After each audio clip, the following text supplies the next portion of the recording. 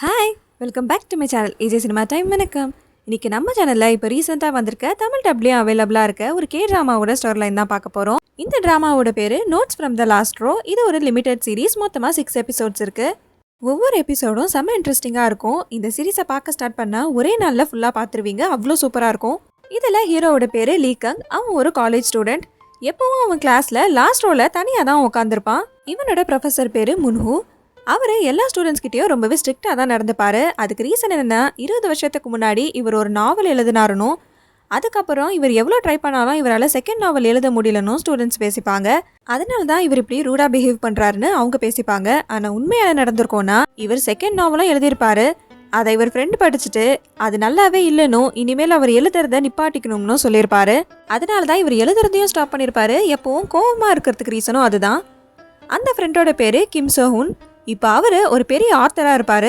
Professor முன்ஹூவோட கிளாஸில் படிக்கிற hero அசைன்மெண்ட்டில் எழுதின கதையை படித்த இவருக்கு அந்த கதை மேலேயும் ஹீரோ மேலேயும் ஆர்வம் வர ஆரம்பிச்சிருக்கும். ஒரு நாள் ஹீரோவையே கூப்பிட்டு அந்த கதையை பற்றி கேட்குறப்ப தான் இவருக்கே தெரியும் அது வெறும் கற்பனை கதை இல்லை, அது ஹீரோவோட ரியல் லைஃப்பில் நடக்கிற விஷயம்னு. அந்த கதை என்னென்னா, ஹீரோ அவன் கிளாஸில் படிக்கிற கிம் சேயுன்னு ஒரு பையனோட லைஃப் ஸ்டைல்லாம் பிடிச்சி அவனோட ஃப்ரெண்ட் ஆகிற சான்ஸை அவனே கிரியேட் பண்ணி ஃப்ரெண்டும் ஆகிறான். அந்த பையனோட வீடை ஃபோட்டோலேயே பார்த்து ஹீரோக்கு ரொம்பவே பிடிச்சி போயிருக்கும். அதனால் அங்கே போகிறதுக்கான சூழ்நிலையும் அவனே கிரியேட் பண்ணுறான். கிம் சேயுனுக்கு கோடிங்னா ரொம்ப பிடிக்கும். அது ஹீரோக்கு நல்லாவே வரும். அதை கற்றுக்கிறதுக்காக அவன் ஹீரோவை வீட்டுக்கு இன்வைட் பண்ணுறான். ஆனால் இது எல்லாமே ஹீரோவோட பிளான் தான். அந்த வீட்டை நேரில் பார்த்த ஹீரோக்கு இப்போ ரொம்பவே அதை பிடிச்சிருது. அவங்க வீட்டில் கிம் சேயுனோட அப்பா, அம்மா, அக்கா, மெய்ட்னு எல்லாருமே இருப்பாங்க. இப்போ ஹீரோவும் கிம் சோயுனும் ஒரு ப்ரோக்ராமிங் காம்படிஷனுக்காக ப்ராக்டிஸ் பண்ணிட்டு இருப்பாங்க. ஆனால் கிம் சோயுனோட அம்மாவுக்கு ஹீரோ வித்தியாசமாக நடந்துக்கிறத பார்த்து அவன் மேலே ஒரு டவுட் வர ஆரம்பிச்சிருக்கும். இன்னொரு பக்கம் ப்ரொஃபஸர் அவர் லைஃப்பில் இந்த மாதிரி கதை எழுதுகிற ஒரு ஸ்டூடெண்ட்டை பார்த்துருக்கவே மாட்டார். அதனால ஹீரோக்கு மட்டும் ஸ்பெஷலாக 1-on-1 ட்ரைனிங் அவர் வீட்லேயே கொடுக்குறேன்னு சொல்லியிருப்பாரு. இன்னைக்கு முதல் நாள் கிளாஸ்க்கு ப்ரொஃபஸர் வீட்டுக்கே வந்த ஹீரோ அவன் அசைன்மெண்ட்டாக எழுதிட்டு இருக்க கதையை இனிமேல் ஸ்டாப் பண்ண போகிறதா சொல்கிறான். ஏன்னா கிம் சேயுனோட அம்மாவுக்கு வந்த டவுட்னால இனிமேல் அவனால் அந்த வீட்டுக்கே போக முடியாதுன்னு, அவன் இன்ஸ்பிரேஷனே அந்த வீடு தானும், அதனால அந்த கதையை கண்டினியூ பண்ண முடியாதுன்னு சொல்கிறான். ஆனால் ப்ரொஃபஸருக்கு இப்படி ஒரு ஸ்டூடெண்ட்டை மிஸ் பண்ண முடியல. அவன் திரும்ப அந்த கதையை கண்டினியூ பண்ணுறதுக்கு வேறு ஏதாவது வழி இருக்கான்னு கேட்குறாரு. நடக்க போகிற அந்த ப்ரோக்ராமிங் காம்படிஷனில் ஹீரோ வின் பண்ணால் அவங்களே அவனை வீட்டுக்கு இன்வைட் பண்ணுவாங்கன்னு சொல்கிறான். ஆனால் அதில் வின் பண்ணுறது ரொம்ப கஷ்டம்னும், அதனால ப்ரொஃபஸர் தான் அந்த கொஷின் பேப்பரை எடுத்து கொடுத்து இவனுக்கு ஹெல்ப் பண்ணணும்னு கேட்குறான். அதை இவர் பண்ணால் திரும்ப அவன் அந்த வீட்டுக்கு போய் கதையை கண்டினியூ பண்ண முடியும்னு சொல்கிறான். அதனால் ப்ரொஃபஸரும் அதுக்கு ஒத்துக்கிட்டு அவனுக்கு ஹெல்ப்பும் பண்ணுறாரு.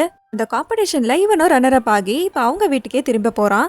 கிம் சேயுனோட பேரண்ட்ஸ் கிட்ட அவனோட கதையை சென்டிமெண்ட்டாக சொல்லி இப்போ அவங்களே ஹீரோவை அவங்க வீட்லேயே வந்து தங்க சொல்கிறாங்க. அவங்க வீட்டில் இருக்க எல்லாருமே ரொம்ப நல்லவங்கன்னு தான் ஹீரோ நினச்சிட்டு இருப்பான். ஆனால் அந்த வீட்டில் ஒர்க் பண்ணுற மெய்டுக்கும் கிம் சேயுனோட அப்பாவுக்கும் அஃபேர் இருக்கிறத இவன் கண்டுபிடிச்சி ப்ரொஃபஸர்கிட்டையும் வந்து சொல்கிறான். ஆனால் அவர் இவன் சொல்கிற எதையும் நம்ப மாட்டார். அதனால் இவன் சொன்னதெல்லாம் உண்மைன்னு ப்ரூவ் பண்ணுறதுக்காக அவங்க 2 பேரும் ஹோட்டலில் மீட் பண்ணுறத தெரிஞ்சுக்கிட்ட இவன் ப்ரொஃபஸர்கிட்ட போய் சொல்லி அங்கே வர வைக்கிறான்.